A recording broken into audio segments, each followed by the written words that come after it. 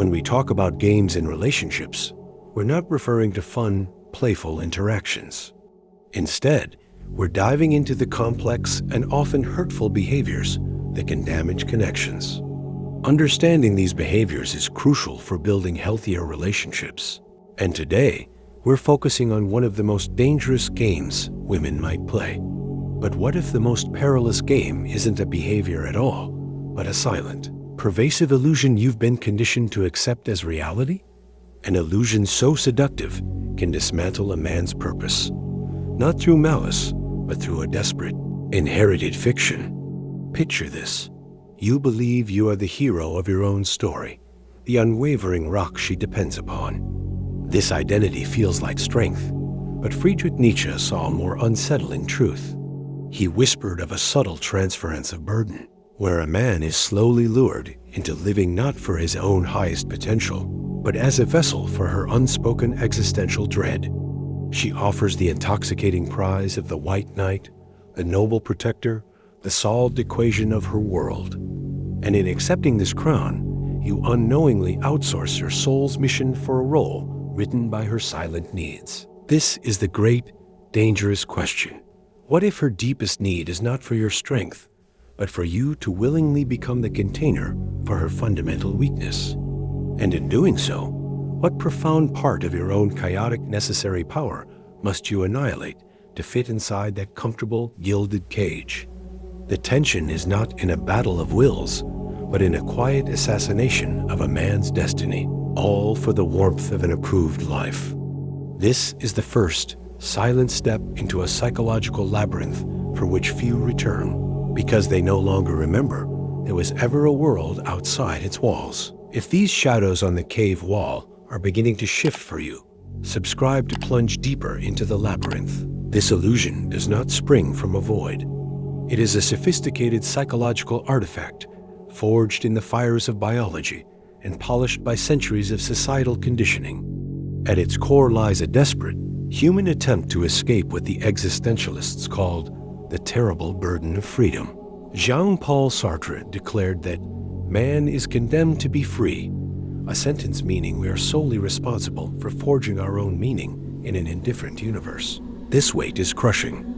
And so, a subtle, often unconscious, bargain is struck.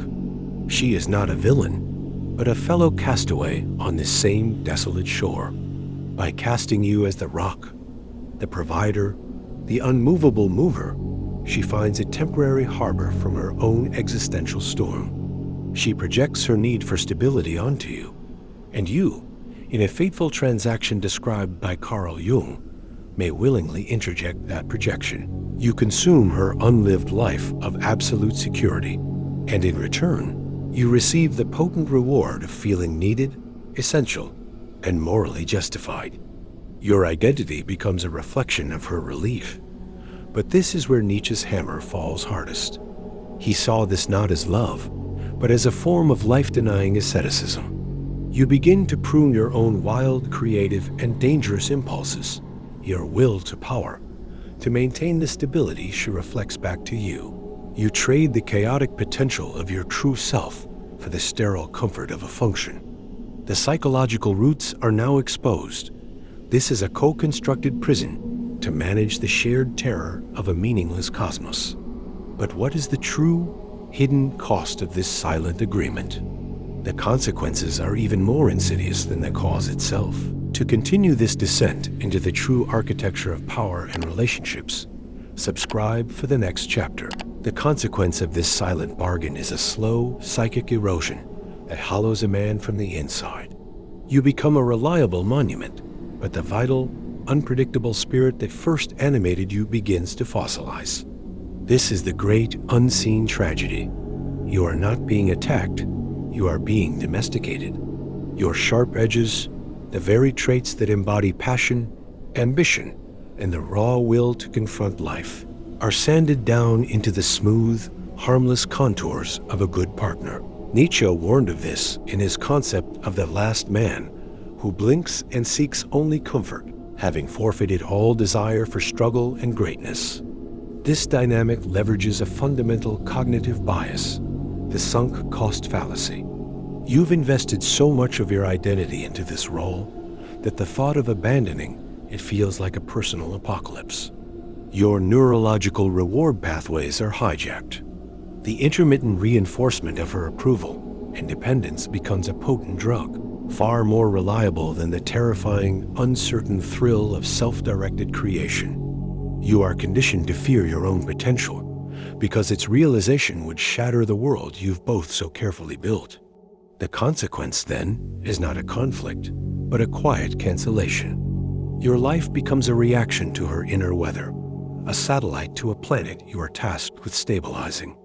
You lose the capacity for what the Stoics called an internal locus of control. The world narrows to the confines of this negotiated safety, and the vast, starlit landscape of your own possible destiny fades to a forgotten dream. But if this is the trap, a gilded cage of your own making, what is the key? Is there a way to shatter the glass without destroying the entire house? If you feel the urge to rebel against these unseen chains, ensure you are subscribed to receive the map for the escape. The rebellion does not begin with a confrontation with her, but with a declaration of war against the part of yourself that accepted the crown. This is the radical, counterintuitive pivot. You must cease seeking the reflection of your value in her eyes, and instead become a source of value so undeniable that it radiates from within. Nietzsche's answer was the Bermensch, not a superior man, but one who has overcome his own need for external validation, who creates his own values beyond the good and evil of societal approval. Your rebellion is to reclaim your own chaos. This means consciously withdrawing the projection she has placed upon you, not with anger, but with a quiet, unshakable resolve. It is to say, through action, I cannot be your rock, for I am the ocean, and my depths and storms are my own. You must practice what Viktor Frankl, from the depths of the concentration camps, identified as the last of the human freedoms, to choose one's attitude in any given set of circumstances.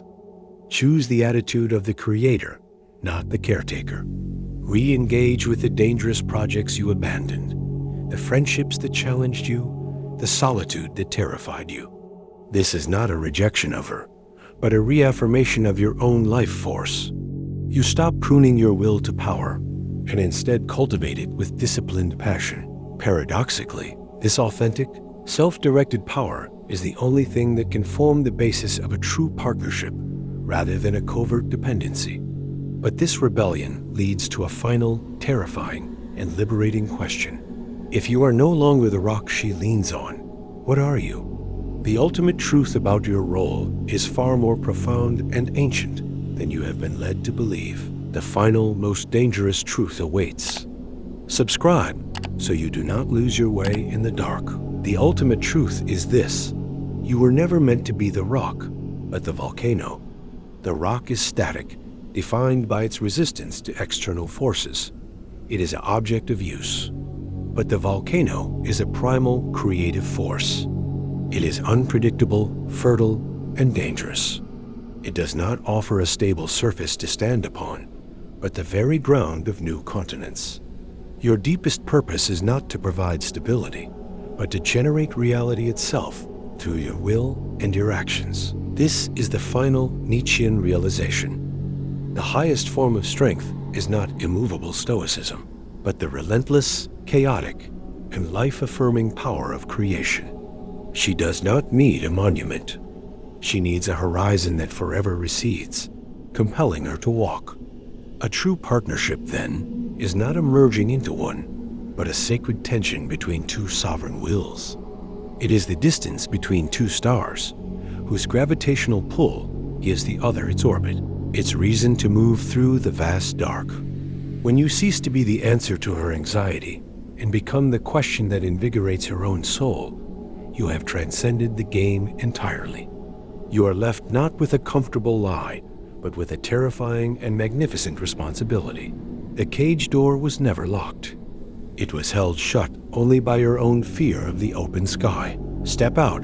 The world does not need more comfortable men. It needs volcanoes, ready to reshape the world with their fire, offering not a place to rest, but the raw material for a new and more beautiful world, born from the audacity of your own ungovernable soul. Let us know in the comments what part of your own cage became visible today. Your reflection is the first step toward breaking it. If you've experienced any of these gains in your own relationships, I'd love to hear about it in the comments. Your stories can help others feel less alone and more empowered to make positive changes. And if you're interested in learning more about relationship red flags, be sure to check out my next video, where we dive into even more toxic behaviors to watch out for